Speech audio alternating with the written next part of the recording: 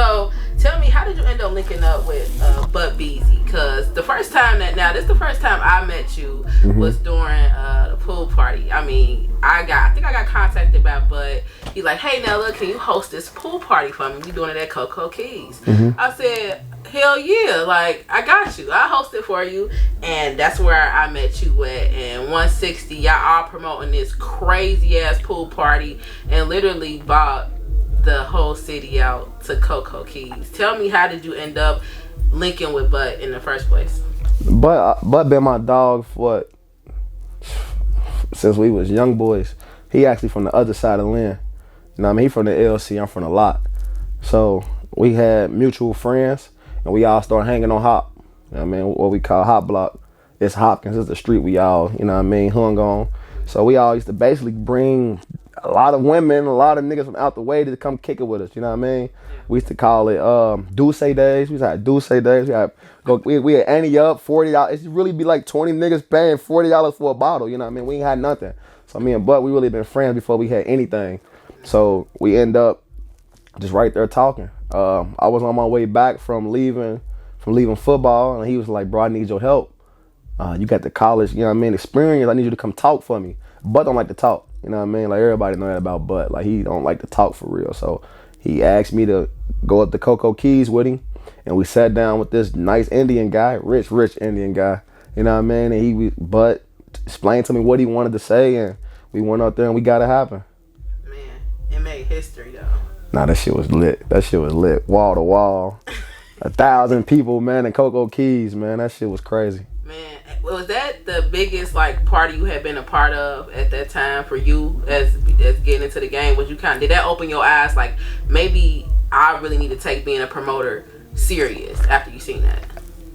It wasn't. It didn't open my eyes because it was more so me. I was like, this what my nigga want to do. You know what I mean? Like I said, growing up, we only had each other. So that's what Bud wanted to do. You know what I mean? So when Bud did it, I'm like, shit, if I can help you any other way, let's do it.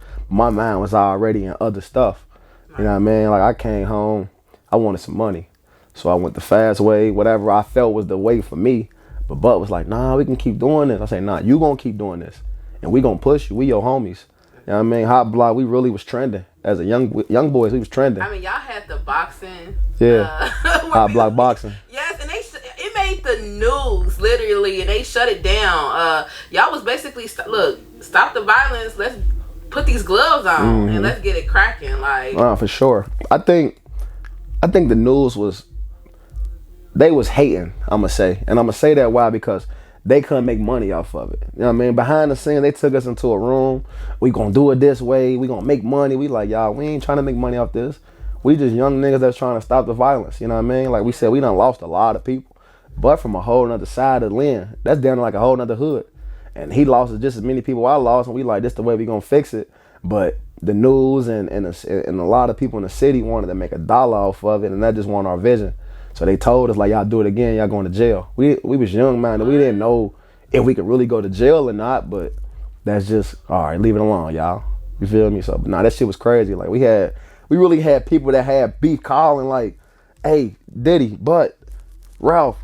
It was calling everybody that was with us, like, I got a problem with somebody down your way. I want to fight about it. It made us feel good. You know what I mean? We like, all right, fuck it. We gonna do it this Sunday coming up. Y'all gonna box it out. Bring your guys. We gonna pay y'all whatever we can do. We was paying with little stuff. Like, we was going to get Richie's chicken and $10, whoever won. I mean, we ain't had too much growing up, but we made it work. Man, but I think, to me personally, when I seen it online, I used to be like, what is these guys doing? Yeah. And I mean, it would literally go viral throughout the whole city every time y'all got somebody putting on these gloves. So shout out to y'all. I thought it was lit. Nah, for sure. They was hating. For sure. That was a 160 type situation. Yeah, for sure. I mean, for sure. They was hating on 160. Nah, for sure. Now, I know it was a time where you kind of, was like, well, I ain't promoting right now, wasn't doing nothing, but then I end up seeing you linking up with Stan, and you end up going over to the Avenue.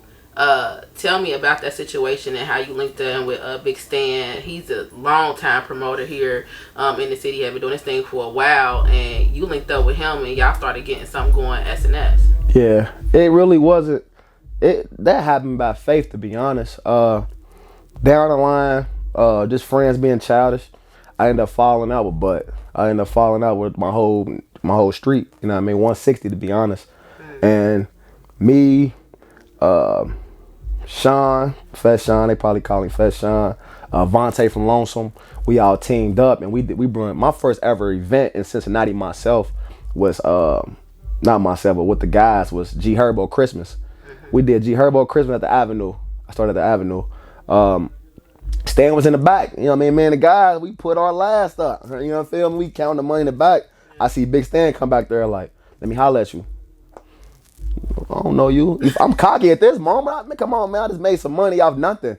I'm like, I'm holler at you in a minute. I'm looking up at it. I'm like, well, this dude looking at us. You know what I mean? So it started off like that. It was like, I need to holler at you. I end up, you know, me personally, I'm going to always get somebody the opportunity to talk to me. So I end up going up there to holler at him and CeeLo. CeeLo is the owner of the Avenue. And we all just sat down. They like, bro, like, you did your thing, but you can get bigger. You feel me? When I heard bigger, I heard more money. Stan like, let's link up and do something.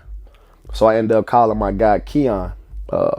Keon was the first person was my partner, my first partner I ever had in the entertainment business. I ended up calling Keon, me, Stan, and Keon. We started to live on Saturdays. You know what I mean? And that shit just, ever since then, Stan been my brother. You know what I mean? Like, I don't use that word wisely, but I mean, I don't loosely, I should say, but that's definitely my boy. And it took off. That shit took off. 900 kids from 18 to 30 years old was in the Avenue every Saturday. You know what I mean? And just sitting back and getting all the knowledge from CeeLo and Lady Shack and Stan, it was just crazy. So that's how the SNS became what it is. Man, SNS became like, well, I mean, for the y'all were now putting on younger kids that wanted to get in the promo game as well. Like, that was something that we hadn't seen in a minute, where you got this promotion team. Of course, you've seen it back in the day with different promo teams. It used to be a thing. Yeah. Now, y'all brought it back to where, look, come on, be part of SNS. It was like a family. And these kids being like, okay, cool, I could go out, I could have some fun. And even people try to talk shit. Now, was y'all paying these young promoters? Like, it started off like this. I'm going to be honest. I said, Stan, it's a lot. The Avenue was big as hell. Like, I'm talking about the Avenue was so big. I told Stan, I say, man, listen, I want to make some live ladies. He like, nah, I got a promotional too. You know, he had to get parts. I'm like, nah, this gonna be different, bro. They're gonna be my age. They gonna put on live ladies outfits on, shake ass, promote. You gotta think. I look at it like this: every female got at least 2 niggas that like her. If I can get 50 girls to come promote for me and dance, come on, do the math. You get what I'm saying? Them guys gonna follow them. So I ended up making the live ladies. The whole city was talking shit about them. Yeah. They prostitutes. Shaq fucking them all. You feel me? I'm like, damn, like, what's going on? Like, Shaq fucking them all. They promoting to get in free. I'm like, man, listen, that's how we gonna do it, ladies. Y'all eat, y'all sweat with me, y'all eat with me. So I end up start giving them their own events. You know what I mean? I'm like, shit, y'all, I don't got it. I mean, I ain't have it. You know what I mean? So I'm like, y'all have y'all own events. Whatever y'all make, y'all split. And they fell in love with it, and we was a family. And still to this day, I got the SMS ladies. You know what I mean? We still around. Like, people that was started back then when I first started till now, they still with me. You know what I mean? So it's definitely keep going. It's a train.